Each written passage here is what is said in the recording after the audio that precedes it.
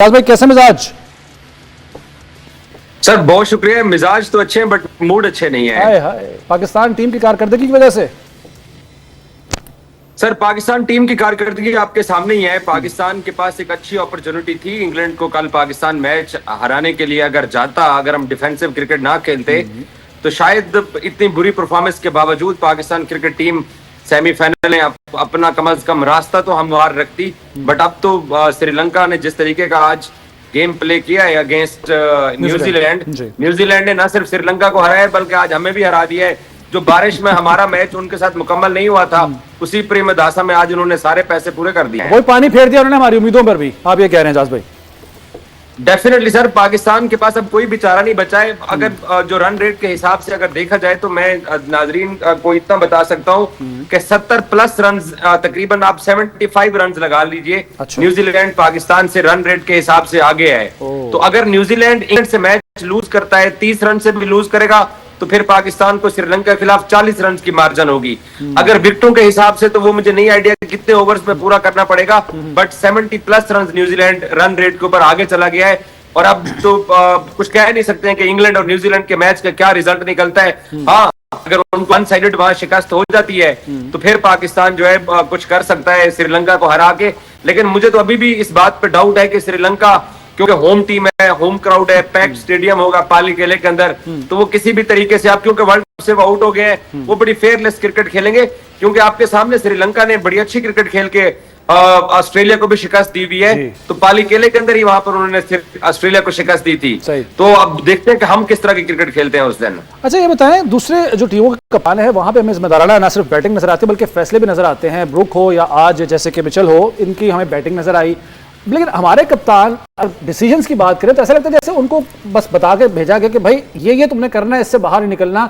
जहां जिस बॉलर को लगाने की जरूरत होती है वो नहीं लगाते। और डिफेंसिव होकर कल हमें नजर आया था जिस तरीके से बॉलिंग की जा रही थी हमारे बॉलर्स की तरफ से। ये मसला क्या है सलमान आगा का? सर ये मसला आज का नहीं है। पाकिस्तानी कप्तानों का जो अपने जो मेन बॉलर्स के जो ओवर का हिसाब किताब होता है, सईद अजमल साहब बैठे हुए हैं। हाँ। ये भी 2010 का इनको वर्ल्ड कप का सेमीफाइनल याद होगा और कामरान अकमल की विकेटों के पीछे वो चीख भी आज हम पाकिस्तानियों को आज भी याद है। जब 6 गेंदों पे 18 रन चाहिए थे, मिचेल जॉनसन ने जब माइक हसी को सिंगल दिया तो उस वक्त हमें बिलीव था कि सईद अजमल जो है ना वो बीट करवा लेंगे उनको।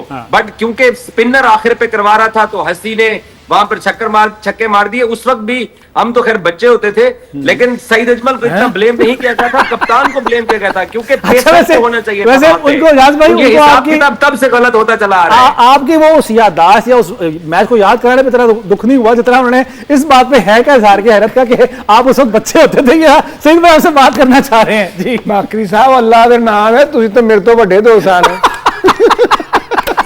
सईद भाई मैं बताया तो सईद के जो कप्तान होता है, आप देखें ना, हम लोग आज भी एशिया कप फाइनल 2025 को याद करते हैं कि किस तरीके से 17 ओवर तक पाकिस्तान ने संजू सैमसन की भी विकेट ले ली थी, तिलक वर्मा को पकड़ा हुआ था। जैसे ही हारिस रऊफ है पाकिस्तान को स्कोर पड़ गया। इसी तरीके से हमने कल भी देखा कि जैसे ही शाहीन का ओवर आया 18 रन पड़ गए। तो अगर 2010 का सेमीफाइनल आपका ओवर देखा जाए तो वहां पे भी हमें ये फील होता है कि पेसर होना चाहिए था, वहां स्पिनर की जरूरत नहीं थी कि वो 20वां ओवर कराने के लिए आता। तो ये कप्तान हमारे जो ना शुरू से ही ऐसे फैसले करते चले आ रहे हैं, ये कोई पहली दफा ऐसा तो नहीं हुआ। अच्छा, उस वक्त भी कप्तान का गलत फैसला था आपको ओवर देना सईद भाई? नहीं देखे, मैं उससे पिछले मैच में मैंने 14 रन डिफेंड किए, ठीक है। मगर यह है कि उस वक्त सूरत हाल थी कि हवा का जो सिनेरियो देखते हुए ना, उसका रुख देखते हुए बॉलर चेंज करते हैं एंड। अच्छा। वो कैप्टन ने कहा कि आप डर रहे हो, हमने कहा कर रहे हो बस, उन्होंने फिर कर दिया पूरा। अच्छा। बात ये नहीं होती, बात ये होती कि डिसीजन लेने की पावर। वो उस वक्त कैसा डिसीजन लिया गया, जहाँ आमर का लास्ट ओवर करना चाहिए था, सईद अजमल का उससे पहले कराना चाहिए था, ये तो कैप्टन के ऊपर होता है ना। अब कैप्टन मुझे ग्राउंड में कहता है कि तूने लास्ट ओवर करना, मैंने तो करना है ना, फिर कप्तान की तो माननी है ना। क्योंकि वो ग्राउंड में खड़ा होता है और कैप्टन ही चेंज कर सकता है एवरीथिंग ग्राउंड के अंदर, क्योंकि बाहर से तो वो कोच मशवरा दे सकता है।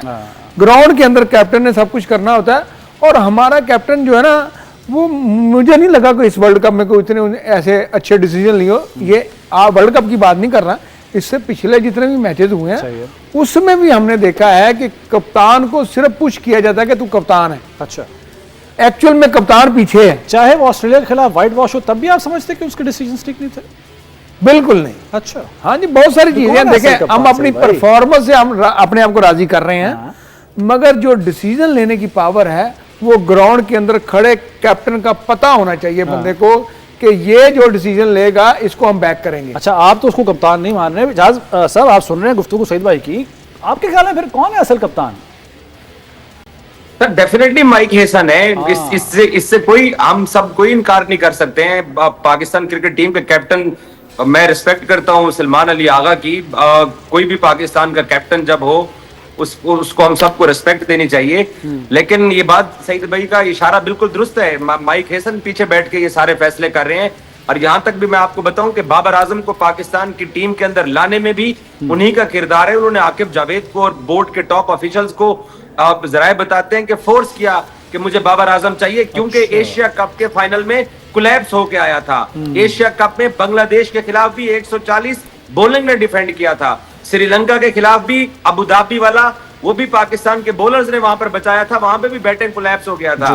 तो उनकी ख्वाहिश के ऊपर ये आए थे, और लगता है शादाब भी उन्हीं की ख्वाहिश के ऊपर आए हैं। और कहीं ना कहीं माइक हेसन, पाकिस्तान की जो प्लेइंग 11, मुझे सिर्फ कोई बंदा ये बात बता दे कि नसीम शाह जो है उनको बेंच पे बिठा के सलमान मिर्जा को आपने मैदान पे क्यों उतारा है? आप इसी इंग्लैंड पाकिस्तान मैच से पहले, आपको याद होगा, मैंने सईद भाई को सवाल किया कि बतौर हेड कोच क्या आप अपने सीनियर बॉलर पे जाना चाहेंगे या आप किसी जूनियर पे जाएंगे? तो इन्होंने कहा था कि डेफिनेटली मैं शाहीन के साथ जाना चाहूंगा।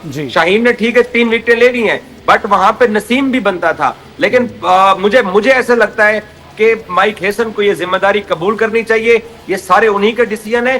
जुल्म तो ये देखिए कि 5 मैचेस गुजरने के बाद हमने फखर को कल एक्शन में देखा है, और जो साइम अयूब, जो के शादाब, फहीम अशरफ और नवाज टाइप का क्रिकेटर बन के रह गया है, तो उस भाई साहब को उठा के 6-7 पे डालना चाहिए था। वहां कोई मुस्तनद ओपनर डाल देते तो कम से कम पाकिस्तान का ये हाल ना होता। क्योंकि साइम अयूब जो उसको हम सईद अनवर बनाना चाहते थे, वो सईद अजमल बन गया है। ये हमें अब पता चल रहा है सर, 2 साल बाद।